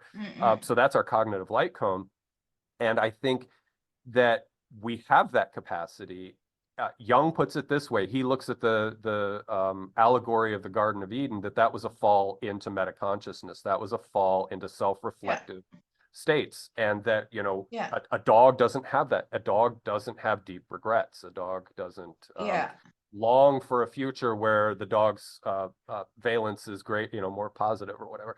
So that to me is how I rationalize it, is that, you know, and I write it off to evolution, doing what it does. And I'm not a hard Darwinian. I'm agnostic, like you say, about that, and that, but I follow the lineage there, and I say, okay, well, we came into this, here we are, and we are metacognitive. This tongue was accepted from a poison sensor to a thing that makes noise come out that you understand. Thank goodness, because you're multilingual, and I can barely speak Spanish as a second language. But anyway, that this stuff that comes out is coherent to you, and it makes sense. And there's a Yeah. long evolutionary history to that. And so, it's this confluence of things. And so anyway, not to be too verbose and rambly, that's where we find ourselves, is that this capacity, again, through greater data processing, or whatever you want, however you want to analogize that, Mm. so it's a trade-off. There's cost benefit to it. It affords us an amazing life, I think, compared to, say, a house cat or whatever. And the house cat lives a good life if it's being well cared for by its caretakers. Same thing with, domestic animals of any kind. But I Uh-huh. think if we caretake ourselves, that we can live an extraordinary life. Or if things happen and we can't Mm. caretake ourselves, that's when the crappy things come on board, and we're aware of those crappy things. Like, you can abuse a dog enough to where it'll be traumatized for life, and it'll never have a good life. People are terrible to animals sometimes, and that happens. And an abused dog can find normalcy. It can find a relative once it's removed from the jerk that was doing that. But if we are put through something terrible in our experience, and that can freeze us, and it put us in this kind of loop that we're Mm. not sense making and meaning making in a healthy way. And it's not judgment, but it's just, that's what pathologies of the mind can manifest sometimes. Exactly. In fact, Yeah. trauma makes us rigid, which is what we were Yeah. saying before. Yeah, you said that about Yeah, right. neurotics. They get locked in, and I'm neurotic, and I can Yeah, say that. But I mean, it's, you can get locked down into something, yeah. terrified to let Welcome go. to the club. Right, right. Yeah. And I really want to thank you, because this is awesome, not just meaningful. This is adorable. This is my Saturday night. It's fantastic. The You're such a wonderful person to have this conversation, because I say something and you give me so much back. And then I've been verbose in my initial answers too. It's enriching, and I believe, and I'm ready to sign this. This is what we say in Italian, at least. Like, I'm sure of this, that tonight, for me, this is late evening today, we have made it count. Yeah. This time we have been alive by asking ourselves these questions together. And even if I will still look for some sort of sense of satisfaction, of contentment in my life, there's then me. It's not just me, but I still have my personal view, right, over the world. um, it will be enriched, and there is much solace, I don't know, in knowing that I shared or had a peek into someone else's search Hmm. for meaning. Yeah. Which brings me to my next question to you, which is, so we just talked about humans and other creatures, and asking the question about meaning, and how is it interesting that we do, animals don't. But even humans are not born and on day one they say, I need meaning to live. Yeah. when do you think when do you think that cubs, puppies, human kittens, babies, or children around age 10, so they're grown? I mean, 10 years is a long time on earth. So I don't know at what age you believe that humans start asking themselves the question about meaning, because it starts at some point. It's not Yeah. always. And when is that point to you? Ooh. Okay, this is just my answer, and so uh it's not going to answer the question, but this is probably just my tuppence, or my thoughts, is that um there's something called the Lacanian mirror stage, where a child at 2 to 3, maybe a little later, looks into a mirror and sees themselves, rather than maybe earlier on, they just see something in the mirror, like a cat would see its reflection and not really think that it's itself. And so I think, according to Lacan's theory, and this it may have been dismissed by now, but this is a cheap way to start, is that, you have a sense of selfness that you recognize at some stage of your development. You say, oh, I am not, I am not the entire universe. I am distinct from others. I am distinct from whatever, the environment or the parental things that are moving around me and breastfeeding me and doing all these things, changing my diaper. So this is the beginning of the individuation, I guess, individuality forming. Up to 36 months. Yeah, you would say I around guess that it is. time. Yeah, that's what Lacan posited. He said around 3 years, and so I get, we I spaced that told out you, I know stuff. Yes, you are. You're a communicator, and so that's to where I would start, is to say that, and then the only other thing I might suggest is that when that child is now myself, so it's in a form of dualism at that point, and so it's self-other, is that as I understand it, children learn a lot in that early stage of life by looking to the parents to see what they're doing, and that's called mimesis, and it's also called introjection, where they take in an aping kind of patterning with the behavior of the parents, because they want to please the parent in a sense, or they want the parent not to reject them and throw them in the jungle or the dumpster or wherever it is, and so they have that sense of it's important, it's imperative that I keep this good relationship going. Now, again, and if you're watching this and you want to rebut, go ahead. But I think that's what's going on. And so that is the beginning, I think, of value forming, to say, okay, I'm going to invest my behavior in this, whether it's, I'm screaming and ranting to get attention, or I'm trying to be the connective oxytocin, eye stare, eye gaze kind of child to the parent thing. And from there, I don't know. I think once we hit sort of prepubescence, it gets really messy. But even in that stage of life where we're starting to assert our independence and reject our parents, reject all of that was there before, where we felt so utterly helplessly attached to the parent, that we now have to begin that fissure, that breaking, that maybe there's a vacuum being formed, and they're saying, okay, well, that was all everything revolved around my parent or parents, and now I'm meeting my peers, and now my hormones are onboarding, and I feel strong feelings that I never felt before for perhaps whatever gender I'm attracted to, or the persons that I'm attracted to.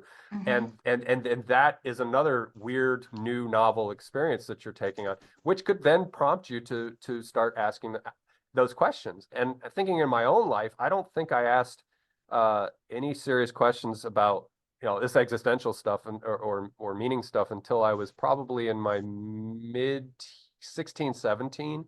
And I started getting into some of the books, like Ram Dass Be Here Now, and a couple other, like J.E. Surlott's Dictionary of Symbols. I think I had that as a teenager. So, just trying to see what's going on. So I guess maybe adolescence is that light switch time for some people. Maybe it's college years, maybe it's late teens, early 20s, when you're really surrounded by, really intense onboarding of information, and suddenly the doors open and you're like, oh my God, wow, and so you take a phil course or a theology course or an ethics course or something, and that just blows the doors open for you. So maybe that's how it happens. I don't know. That's interesting, because the self does start to form as early as you were mentioning, but it isn't until our teens that we ask ourselves certain questions, as if when we were children, we're 7, 8, 9, 10, each in their own way and probably with their traumas already. But we have the sense that we are someone distinct from others. We are us, with our name, with the things we like, with things we dislike. But we would not have an existential crisis as children. So maybe, I don't know what's special about that time, if we're closer to an animal state, but in a good way, in a positive way. In fact, I know it sounds so gosh, so weird to say, but I am going there actually, because the more neurotic you are, the more you think, you overthink. Overthinking is underfeeling. And then you think, and when you wonder about the meaning of life intellectually, you overthink. And Yeah. like I said, sometimes you hold hands with someone watching the sunset and you realize that no words are needed. It's all there. That's it. Yeah. And it's like, I will use the same word you use for God. Did you say ineffable? Yeah. Yeah. It's ineffable. How do you express that moment? You can't. It's really beyond words, as simple as it is. So why am I going there? Yeah, because I yeah, I know it sounds weird, but at some a point in my life, I remember thinking that my grandmother was like an animal. She's been through the war. She was her kind of person, her own kind of person. She was definitely a good person, but quite asocial, hard worker, never harmed anyone. But you could not start a conversation about feelings or society trends, the news with her. She was just doing what she had to do, day in, day out, nothing superfluous, Yeah. nothing extra, just the necessary. And I could see it in her eyes, even. But this is, first I noticed, years later, I interpreted it. And even years later, probably in hindsight, attached meaning to the memories. But all in all, the feeling was indeed that of someone who was very close to nature, still farming, taking care of the garden and the animals. And it is the case recently that this topic came up with someone whom I had the pleasure to interview on my podcast today. So the interview will be out soon, and his name is Sam Vaknin. And he's not the only one in the world to talk about this. I thought it myself in regards to nature, but that there's much wisdom that you can tap into just by being in close connection with nature, just like that. Yeah. Values that have to do, knowledge, values, virtues that have to do with patience, with respect, with humility, with rebirth every year. This basically, to know your place, but to know that you're part of everything, to see the interdependence of things, etc. So, and she had that oneness with nature. And again, probably the main thing is that you could not have started a conversation about feelings or trends in society and what do you think about this or that. She wouldn't. When something doesn't apply, it's like, Yeah. it's not in my ontology. Yeah. Yeah. I don't get the concept. And I've been thinking about that because it's so weird.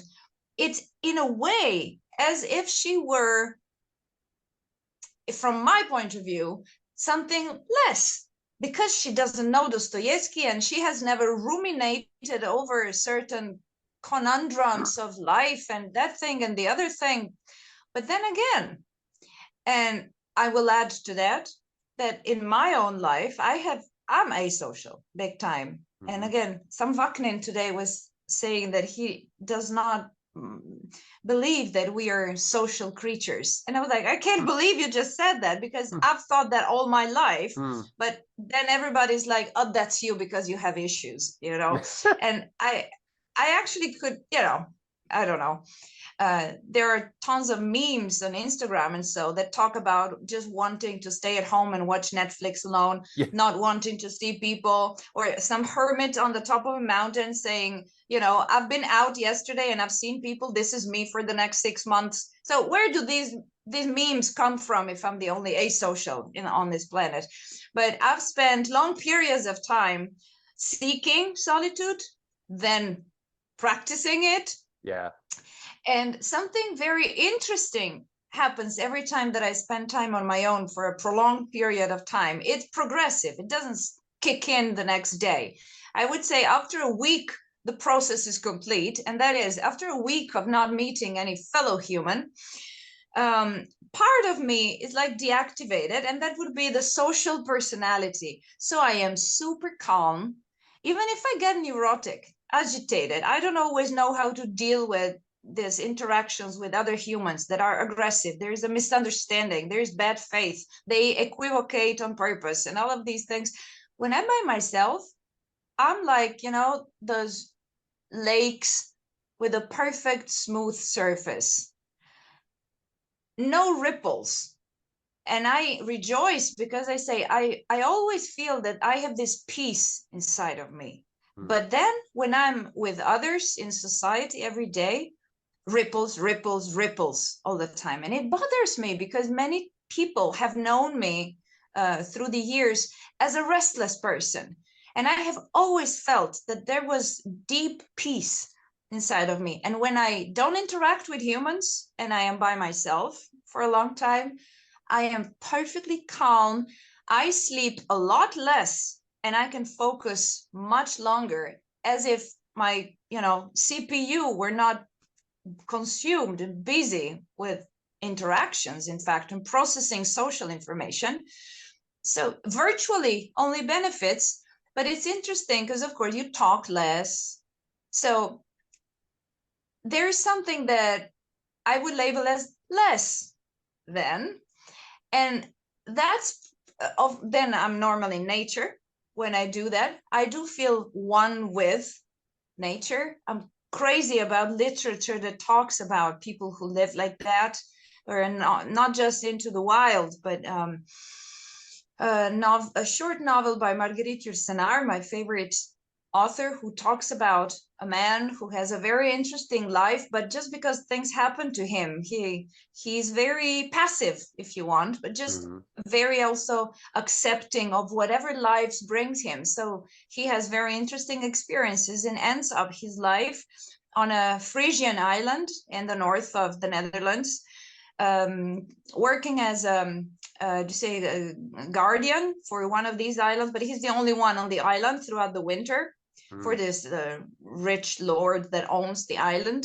Only once a month they ship him the food, so he's there by himself. And so when you read, the slow pace of the descriptions of the environment and his thoughts and what he does up until, he's old by then, so he coughs, he's ill clearly, and one day he drags himself in a sand dune, and at some point just exhales his last breath as if he were breathing in, out, and that's one with everything. So peaceful. I believe that there is much of this in the what's the now politically correct way to call Native Americans. There's rituals, in fact, rituals about death, about the cycle of life. So there's that. And you see, this wasn't short, but to wrap it up, about trying different things in life and how they probably expand your thinking or give you more food for developing new thoughts. Yes, I have tried both being extremely social because I had to, probably, or because I thought I wanted, I was younger, 18, 20, 22. But then I have also tried being a hermit, living in the woods. And it's very interesting to experience these different states of mind, especially if you don't embody either of these, but you have the capacity to reflect upon the experience you've just had. And in my case, I'm telling you that when I experience living by myself and just it feels like having less personality. Very interesting. I associate that with how my grandmother has always been till the last of her days. Never agitated, in her world, at one with nature, but also unable to be pulled into any exciting conversation about anything that has to do with culture and actuality, so to speak. So very much, I call it an animal, but when I use the word animal in my mind, it's always extremely positive. Animals are not destroying this planet, we are. So yeah, I don't know, I don't want to idealize animals. Also, the animal can, like, nature is brutal in many ways, nature is horrible. Yeah. But I did follow a course on evolutionary biology shortly. It's like, oh, here's like your paper bag to puke every other lesson for what you hear that nature does. It's horrible. So I don't want to idealize, and then when people say, I love animals, they always think puppies and kittens. Living in the woods, I have all sorts of crawling creatures and no kittens. And I'm like, next person I hear, they say, I love animals, I want them right here. Yeah. So I don't idealize that. But then again, I'm not even saying that there's goodness in animals that we don't have, or that humans have the capacity for evil and this sets us apart from animals. No, I don't have that philosophy. There's so much that sets us apart from animals, including using Excel files, or remembering Aristotle. There's so much that sets us apart from animals. But when I say animal, I think I mean that sort of quiet, pre-modern neurotic state of being at one with nature. In fact, when there was less individualism, I guess that there was less of an urgency for the meaning of life. Not that there was not the necessity for that question, but again, I'm going back to my grandmother, and I realize now that this is almost a tribute to her. And this that I'm wearing is a shirt by her sister that recently passed away when she was 100 years old. Okay. By the way, see how fashion is also, it comes back, circular. because this is literally from the 50s. It's insanely old, this shirt, and brand new, because she had a so I love to talk about this. It's not just, oh, my grandma. I realized that in their own way, and even in my own family drama, these figures were actually positive. They passed something very positive down to me without doing it. So just with their behavior, just by their existence, so close to nature. So they were still working in the garden most of the day. And at, sunset, more or less, when the day is over, you come back from the fields, so to speak. They were sitting outside, she and her sister, or just by herself, with the animals, just sitting in the courtyard where chickens are, so farm type of house, taking a breath, catching your breath after the day. I'm not even sure she was thinking. It's like, but it's not blank. It's just one frequency with the clouds in the sky, the colors in the sky, being very aware, very receptive of the environment, the movement of the leaves. There is a breeze, and specific birds fly at sunset because they eat the mosquitoes. So there are the mosquitoes, and maybe the cat is hungry like yours, asking for dinner. She's just, if that's not a definition of being in the moment, I don't know what is. And we chase that in weekend, seminars that we pay money for, meditating and stuff. And she just, this is how she lived.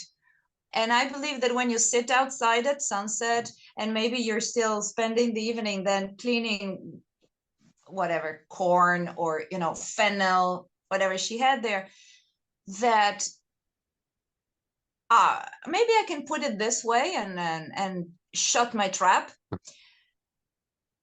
The question, what is the meaning of my life, is not so intellectual. It's there, but it's not intellectual. It's felt, it's expressed, it's a feeling. It's not a question with words and a question mark at the end. And the answer is not urgent, as in I have an existential void. It's just a yearning, because you're alive, and we all have that, I believe, sort of hunger, to which probably God is the ultimate answer. It has been historically. And ultimately, the very work you do, because we have way more time to sit on our laurels nowadays than they had back then. Life was tougher, and that solves 80% of neurosis. As you keep working and you're together, and it just, I remember that life. I experienced that life, and I don't take it for granted anymore. Of course, because kids now, they don't experience that, not all of them. And of course, I thought it was so uncool when I was jealous of my friends living in apartment blocks, because it was so neat, so modern, so clean, and I was still there with chickens in the Yeah, kitchen. yeah. I have experienced that. And so the answer to the question that is not formulated but felt, and that is not as urgent because it doesn't come from a place of existential void, is the materiality and the moment itself. It's like life as it unfolds moment by moment. Every breath you take, that is meaning incarnated in that. Have I gone too far? And I promise that I drink water, not wine. I'm done, Your Honor.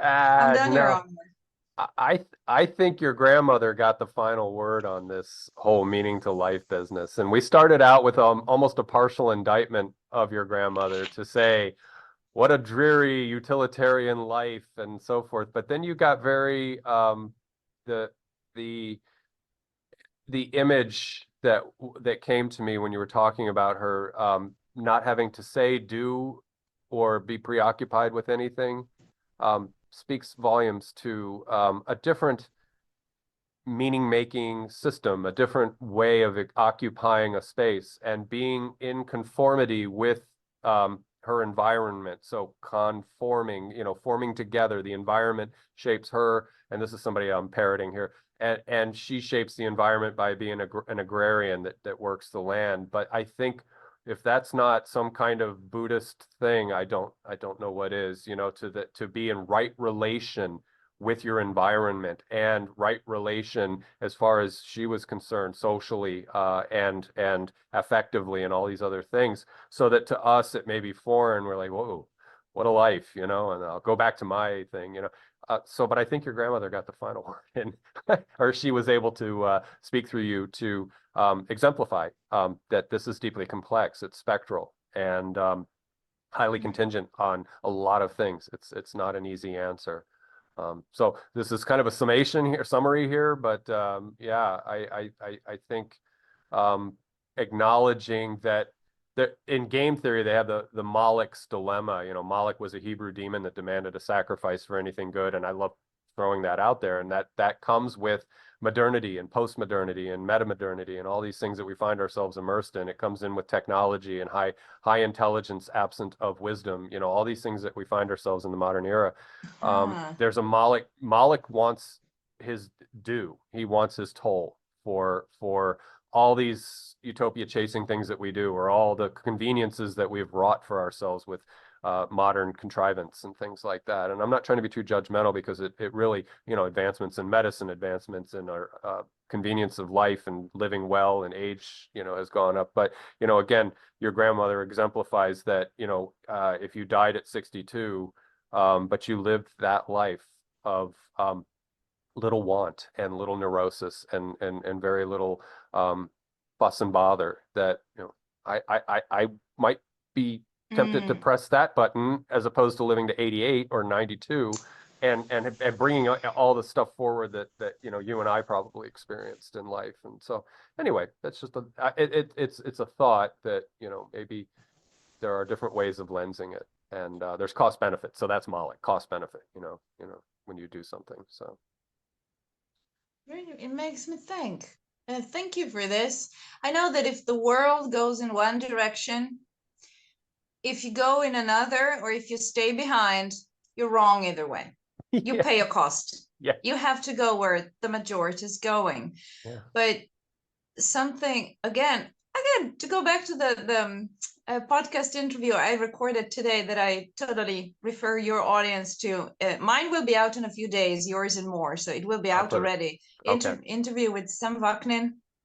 It's about it's this idea of psychohistory, or anyhow how the environment, the social environment, I say technological environment, shapes or influences who we are and how we are in society. That's why we have different, mental disorders in different ages, or even we have mental disorders in certain ages that were not recognized, label in different ages. Now today, if you say I have depression and anxiety as one thing, depression and anxiety, it's almost normalized. But I say, it shouldn't be. It's not normal. You shouldn't be ashamed of it, but don't say it just casually like that, because it's an issue. It shouldn't be normal. How do we live in a society where everybody has some sort of mental issue? It's not normal. And if instead of asking ourselves each individually, what's wrong with me? If we manage to have this air view of society at large, with the values that are promoted, what behaviors are rewarded, and then how that combines with our personal history. So if we try to understand ourselves as in layers that include the bigger picture, we can understand ourselves much more. And why I'm saying this is that I see that I have always found more wisdom and peace in following into the steps of my grandmother, not because I, work the land, but because I don't need much at all.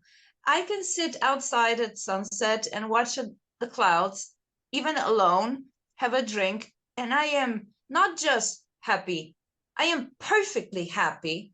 But society has told me, growing up in the 80s, my parents wanted me to get a higher education, so I was the first to go to college, and I even have a PhD. They pushed me towards success that is this indefinite long distance that keep going. As far as you get, the better. The farther you get, the better. But this puts us on a hamster wheel that never ends. Like, what goals do you need me to achieve to love me? So, and consumerism, so that induced desires and needs. So growing up, like I mentioned at the opening of this conversation, I'll be 43 at the end of April 2024. So I'm not super young, I'm not super old, but I'm definitely not super young. And I spent the past 20 years chasing rainbows, being a nomad, running around, trying everything new, but nothing impressed me at all. It's the lyrics to Don't Cry For Me, Argentina. I did exactly that. I chose freedom. Right. Now I realized that wasn't working for me anymore. And since COVID, with the help of COVID, which was just so instrumental and coincidental, that I lived for 3 years in the woods. Now I'm in a small town, a small village. And that worked very well for me. Now I wouldn't spend the rest of my life like that, but I had to go through, to enjoy the joys that lifestyle was giving me, I had to go through endless senses of guilt because I'm not achieving anymore. I don't have goals. I'm not ambitious. What do I want? It seems like I don't want anything. Maybe I'm depressed. And this is just how the environment mirrors a behavior that resembles very much that on my grandmother's. That was just the norm back then, when they didn't have all these induced desires. We have to want to go on holidays in a different place next year than we've been this year, and we have to want the next iPhone and not the older. And I don't find these things inside of myself, but even talking to peers, this is what you talk about. So where do you go? What do you do on New Year's Eve? And I'm like, nothing much, and I'm happy. But everybody has a special plan. I'm generalizing just a little bit, but you made me think this evening that what I have recently guiltily perceived as something wrong is in fact just wrong in this context, maybe. But of course, the catch is that, as I said, if this is the context and the world goes in this direction, I'm wrong anyway. if I go another direction, or I am so lucky and privileged to be able to carve my own niche and lead the life I want. I think there's space for everyone on this planet, especially nowadays, that with enough material resources and in the disgregation of society, each individual almost can live as they wish. Like, I have my own place, studio apartment, I'm by myself, so I virtually live the life I want. And there's space for everyone. I don't know, interesting thing. How a conformist do you think you are? Or have you ever not been a conformist and felt guilty about it?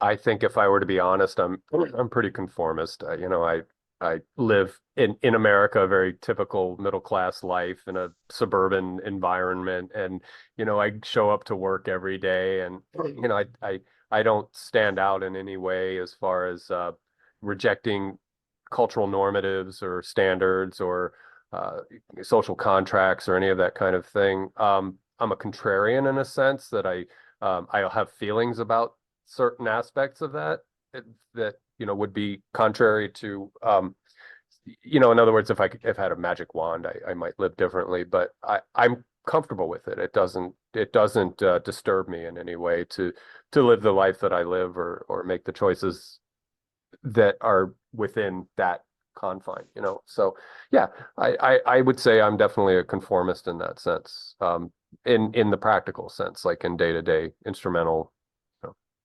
reality. But I still can critique it or make fun, parody it. I like things like pataphysics and again absurdist humor and stuff like that. It might be a medicine for that. There's like I'm average. There's that in the movies in the 50s and 40s here in the States, it was a John Q. Public, and that was like the police would say, well, John Q. Public, the average guy. And I got curious one day. I was like, what is Q? And it's Latin for quiesquam. It's the quiesquam, which is the sort of average, ordinary person. So I love that. I kind of wear that as a little brooch, I am the Q in John Q. Public, which is good. I like to not stand out too much, and I don't feel a drive or an impulse to be extraordinary in any way. I love my ordinariness. And so again, the physical manifestations of that, again, I live in suburbia. I mean, my house is paid for. I have a fairly stable life. But it's comfortable, and that way perhaps it allows me to outlet or to have an outlet for other thinking and doing and things like that. So yeah, like I said, there's everything's trade-offs, everything's cost benefit. Oh yeah. Oh no, by the way you gave your answer, I almost sensed like there's something wrong or boring about fitting in as you do. Absolutely not. Yeah. You fit in, you have a stable life. Actually, interestingly enough, there is we are encouraged in a way to distinguish ourselves, right? To be unique. But there are also memes about this. I know way too many memes. It's like first they tell you be yourself, and then they say, but no, not like this. So we are all encouraged to stand out, to do something extraordinary and unique, but then when we do it, it's not okay because we need to conform and to be like the rest. So I didn't see it in a negative way, like at all. But sometimes someone just finds it in them. It's who they are, that they wish to do something that does not conform, which could even just be, you want to be an artist and your parents wanted you to go to law school. That's enough. To cause problems. That's enough non-conformity. And I definitely did that. So I think we've given the audience a lot to chew on. You want to call time out on this one, and then you're welcome to come back, and we can pick up and carry on and talk about whatever we want. So, but I think it's been probably 2 hours and 10 minutes at this point. So I'd say that's probably enough fodder for the audience for now. I think we started. It should be 2 hours. 2 hours. No, not more. Yeah, just about 2 hours. I think it was about 5 minutes till the top of the hour. So we're Yeah, just over two. But I before we do that though, enough. do you yeah, I think it was good. I think we gave him something to chew on and something to think about. We got into some pretty interesting space. But what I would like to do though before we conclude is if there's anything else you want to share, anything about what you're doing that you want to share with the audience to um, talk about your book, talk about anything that's of interest to you that Oh, people can draw their you're focus right. to you. Or if you just want a parting thought. Yeah, there you go. This is my novel. This is in Italian, but it's available in English too. It's called In the Heart of Tuscia. Tuscia is the region in Italy where I currently live. Okay. It's a short story set here. It's also available as an ebook. And if anyone were so kind and generous to show an interest in this work, I recommend the ebook because first of all, it's super cheap, like maybe $2.99, and you can get it instantly from Amazon in English with color pictures inside, which the hard copy doesn't have, because to ship the hard copy to the States right now is actually an issue. But Mm. ebook, you can have it instantly. If you Google me, my name, or follow the links that will be in the description of this video, you can, find my different websites as a researcher, science communicator, that different stuff, my social media. I have quite a presence, but I'm not extremely active. I have been in the past. You can still see my page as a researcher, and there's much material there, but for example, it's not been updated in the past 2 years. Mm. So there's much, and I'm happy to say that I'm starting the podcast Technoculture. Again, I have 3 interviews scheduled. I don't plan on overdoing it because this is a passion project, like for Mm-hmm. you. Mm-hmm. So, but I'm glad I did it. And this interview today was a big deal to me with Sam Vaknin. So I'm very excited to start working on the editing tomorrow and then publish the interview.